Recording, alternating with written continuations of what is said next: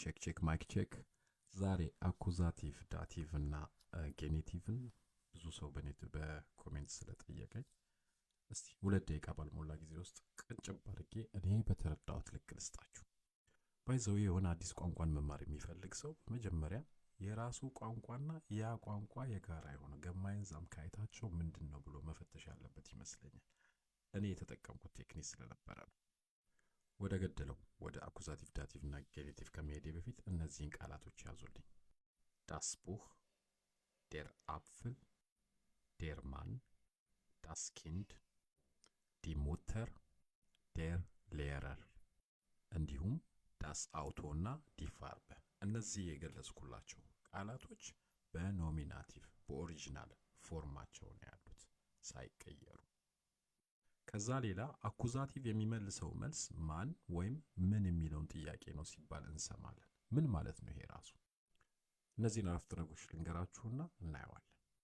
ich lese das Buch፣ መጽሐፍ እያነበብኩ ነው። በዚህ አረፍተ ነገር ውስጥ የሚጠየቀው ጥያቄ ምን እያነበብክ ነው ነው። ምን ለሚለው መጽሐፍ። ስለዚህ das Buch bleibt das Buch in Akkusativ Form. Richtig? Zum Beispiel, sie kauft einen Apfel. እሷ አፕል ገዛች። ምን ገዛች? አፕል ገዛች። Der Hund sieht den Mann። ውሻው ሰውየውን አየው። ማንን አየ? ማን የሚለው ጥያቄ ይመለሳል ማለት ነው በዚህ አረፍተ ነገር ውስጥ። ስለዚህ der Mann ኖሚናቲቭ ፎርም፣ አኩሳቲቭ ሲሆን den Mann ሰውየውን። ሌላው መረሳት የሌለበት በአማርኛ የአረፍተ ነገር ስርዓት ውስጥ ባለቤት፣ ግስ እና ተሳቢ የምንላቸው ነገሮች አሉ። በጀርመንኛው ሱብጀክት፣ ኦብጀክት und ቨርብ የምንላቸው። አኩዛቲቭም ይሁን ዳቲቭም ይሁን ጌኔቲቭ ለውጥ የሚያመጣው ሱብጀክቱ ላይ ወይም ደግሞ ቨርቡ ላይ አይደለም፣ ኦብጀክቱ ላይ ነው። ልብ በሉ። አድራጊው ላይ አይደለም፣ ድርጊቱ ላይ አይደለም፣ ተደራጊው ላይ ነው ማለት ነው በሌላ ቋንቋ። ስለዚህ ich lese das Buch በሚለው አረፍተ ነገር ውስጥ ich የሚለው ላይ ለውጥ አያመጣም ማለት ነው። ሌዝን የሚለው ላይ ለውጥ አያመጣም። የሚያመጣው ማን ላይ ነው? ቡክ ላይ ነው ማለት ነው። ሶስቱም ካሶሶች። አሁን ደግሞ ወደ ዳቲቭ እንለፍ። ዳቲቭ የሚመልሰው ጥያቄ ቬም የሚለው ይሆናል ሲባል ሰምተናል። ይህ ማለት ምን ማለት ነው? ለማን ሰጠ፣ ለማን አቀበልክ የመሳሰሉት። በአማርኛ አንድ አረፍተ ነገር ልስጣችሁ። ለልጁ አንድን ኳስ ሰጠሁት። በጀርመንኛ ich gebe dem Kind einen Ball። በዚህ አረፍተ ነገር ውስጥ ኦብጀክት ወይም ደግሞ የነዚህ ዳቲቭ አኩዛቲቭ ጌኔቲቭ ተጽዕኖ የሚያድርበት ኦብጀክት ልጁ ነው የሚሆነው።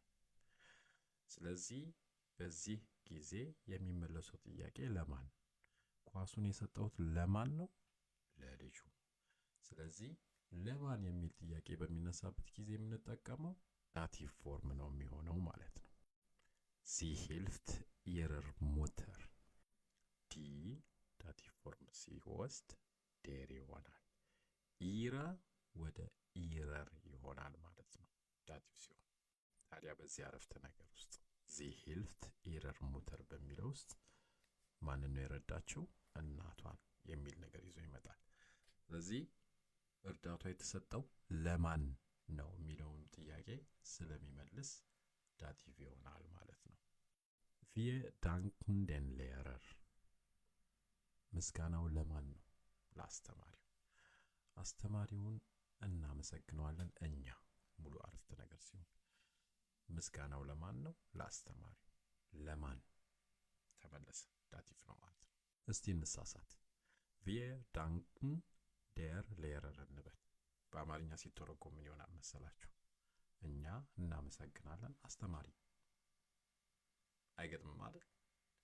ስለዚህ እንደዚህ አይነት እነዚህ የዳቲቭ አኩዛቲቭ ጌኔቲቭ ስህተቶች ሲኖሩ የእንደዚህ አይነት ሴንስ የማጣት ነገር ነው የሚፈጠረውና ችግሩን ራሱ ለይቶ ማወቅ መፍትሄ ለመፈለግ ይረዳል። አንድ የቀረን ጥያቄ አለ።